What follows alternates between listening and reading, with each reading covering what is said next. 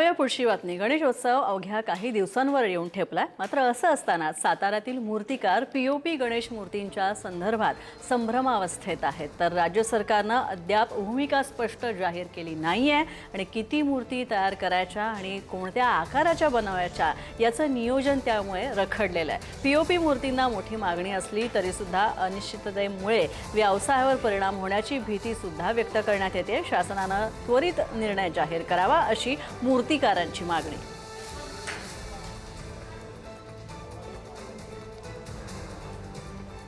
माझ्यासोबत येथीलच जे मूर्तिकार आहेत पोपट कुंभार त्यांच्याशी आपण बोलूयात. नेमकं काय तुमची साशंकता आहे? नेमका अद्याप शासनाचा निर्णय झालेला नाही पीओपीच्या मूर्तींबाबत, काय नेमकं सांगणं आहे तुमचं? गणेश उत्सव अवघ्या 1.5 महिन्यावर येऊन टेपला, परंतु जो राज्य शासनाने निर्णय जो द्यायचा आहे, शाडूच्या मूर्त्या करा किंवा पीओपीच्या मूर्त्या करा, तो खूप विलंब केलेला आहे.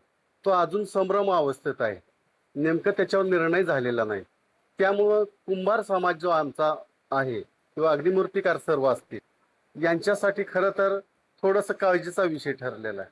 कारण काय, मूर्ती नेमक्या किती उंचीच्या करायच्या आणि शाडूच्या किती करायच्या आणि पीओपीच्या किती करायच्या, हा विषय थोडासा आमच्यासाठी खरं टेन्शनचा झालेला आहे.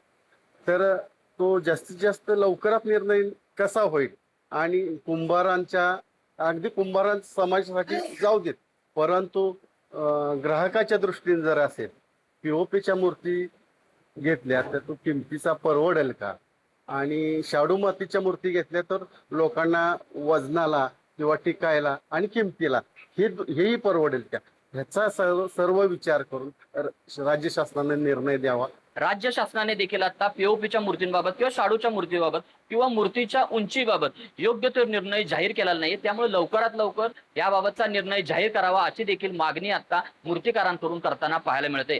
कॅमेरामन ओंकारसह मी साई सावंत, पुढारी न्यूज, सातारा.